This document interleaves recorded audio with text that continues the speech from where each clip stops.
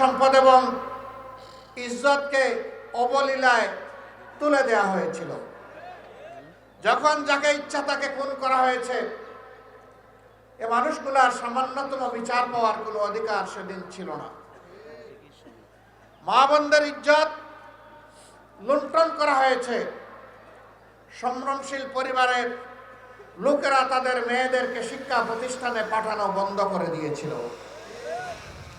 ঘর থেকে মা বোনরা বের হতে চাইতেন না, এরকম একটা বিভীষিকাময় অবস্থা তৈরি করা হয়েছিল। মন্ত্রী প্রধানমন্ত্রীর ছেলেরা ব্যাংক ডাকাতিতে লিপ্ত হয়েছিল।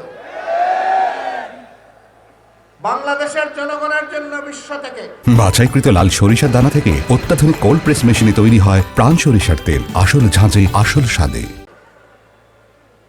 এই বিধ্বস্ত অবস্থায়, যুদ্ধ বিধ্বস্ত একটি দেশের জন্য যে সমস্ত রিলিফ সামগ্রী এসেছিল তা বাংলাদেশে আসার আগেই বিদেশের মাটিতে বিক্রি হয়ে গিয়েছিল।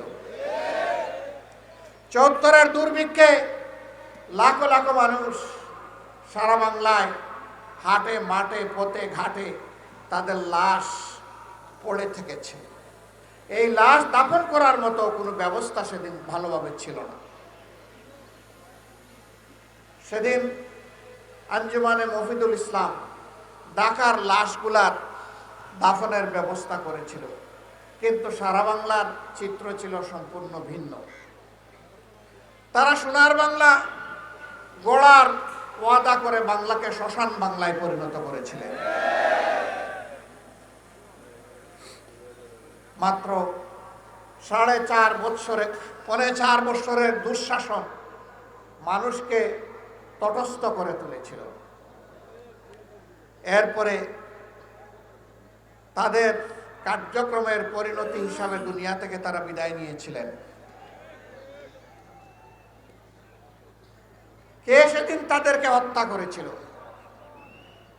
যারা ৭১-এর রণাঙ্গনে বুক চিতে দেশের স্বাধীনতার জন্য যুদ্ধ করেছিল, সেই সৈনিকরা কেন তারা সেদিন খেপে গিয়েছিল? এর উত্তর আওয়ামী লীগকেই খুঁজতে হবে, জাতিকে।